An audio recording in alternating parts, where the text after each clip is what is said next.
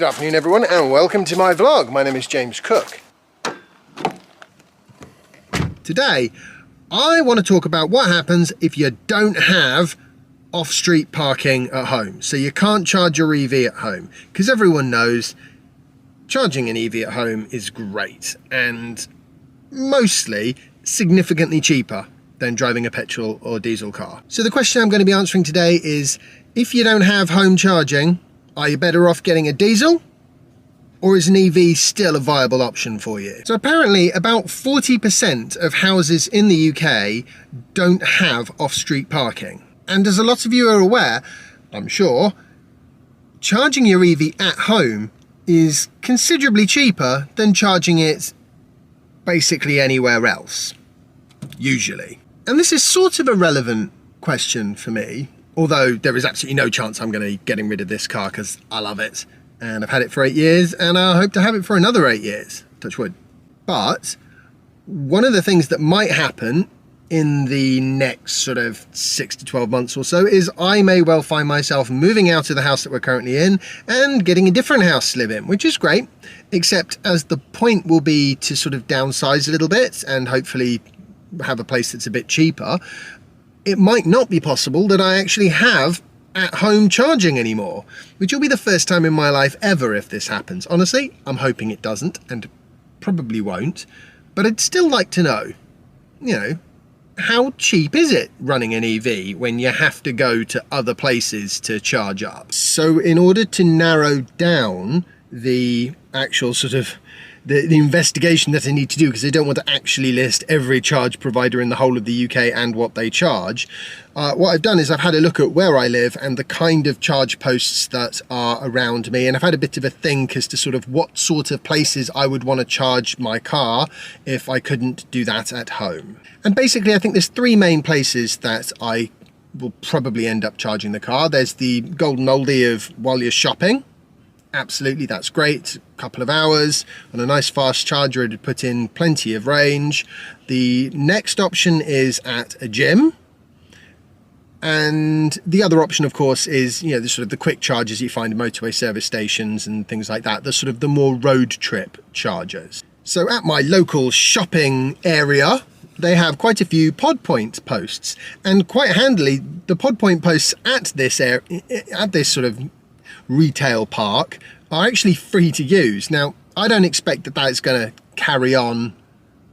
I mean, I can't see how that's going to last an awful lot longer. So rather than looking at that, as I'm going to sort of take a more realistic approach to the cost of charging. And so basically Podpoint, some of their charges are free and some of them can cost as much as 45 pence for a unit of electricity. So I've had a look at a few of these options. The other thing is at my gym, there's an Instavolt fairly close by. So we could use that. That is a rapid charger and it's quite a lot more expensive. That's in the sort of, I think that's 60 pence a unit. And the alternative is obviously superchargers, which are not particularly local to me, but in terms of, I mean, they work out at about 60 pence a unit as well. For me, I wouldn't have to worry about the cost of that because I've got the free supercharging with my car because it's so old and venerable.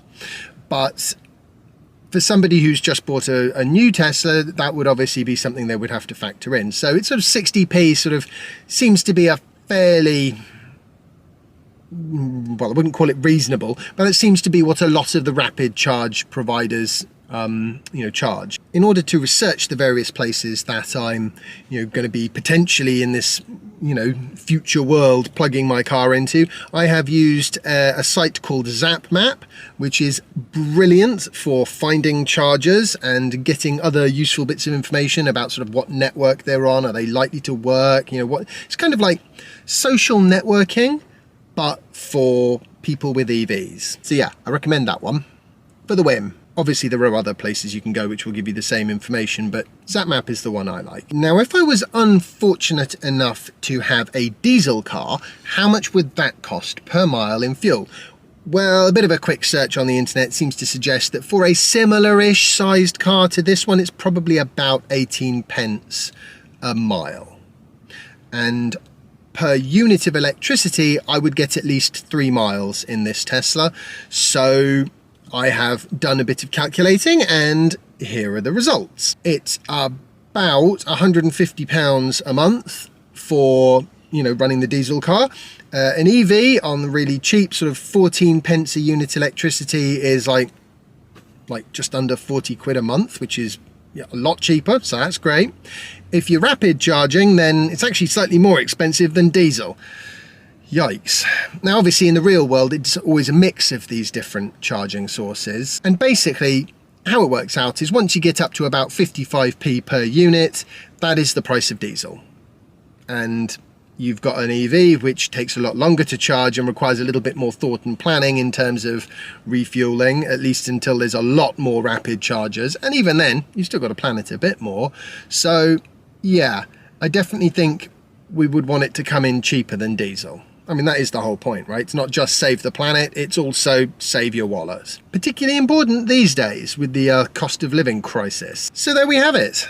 According to some fairly quick calculations, it is probably better from a running cost point of view to have an EV, even if you don't have home charging, but you definitely want to look at resources like Zapmap and make sure that there are good, convenient, cheap chargers in your local vicinity, preferably at the supermarkets that you already visit and things like that. And because you tend to visit your supermarket on a fairly regular basis, or the gym for that matter, it gives you a good cadence for charging the car up.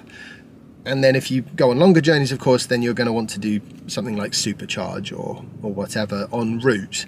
So that's a sort of a different thing altogether. Yeah, I've always liked the idea of having a rapid charger at the local supermarket, and then I'd be able to sort of just go in there and do a very quick shop and fill the battery.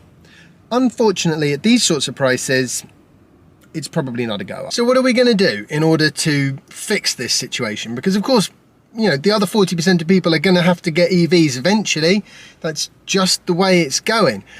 So there's basically 3 different groups that can do something. There's businesses. They can put in chargers at their offices at work. You know, you can have chargers put in at retail environments like the one I'm in at the moment, where the Podpoint chargers are, or train stations. Of course, it's a good place to put an EV charger or two. Or just trying, basically there's loads and loads of establishments, restaurants, great place to put your EV chargers, things like that. The other thing is, of course, councils. They can put in chargers on residential streets. They can make sure that the council run car parks have got enough chargers for the local community. And of course then there's government, which is mainly a legislative thing in that they can require new builds to have chargers. They've done that. So they can make it a requirement for planning permission that places like car parks have got chargers. They've done that as well, although you could always do with more chargers, of course. And quite critically, they can help to speed up the implementation of rapid chargers at places like motorway service stations by ensuring that they're not held up by power companies and power networks that don't want to upgrade their local substations. That's a regular problem when trying to put lots of rapid chargers in a site, because they use so much power. So I'm sure that it is a fixable situation, and I just hope this doesn't become one of those things where the people who can least afford the extra cost end up burdened with it. So yeah, I do hope we can stop it from being a deeply regressive thing, EVs, more than they already are. Well, I hope you've enjoyed today's video. If you have, remember to leave a like and share it and subscribe if you haven't already. You can follow me on Instagram and Twitter if you like. The links are in the description. I want to say a big thank you to my Patreon supporters, because you guys are awesome. And I will see you all in the next episode of my vlog. Bye.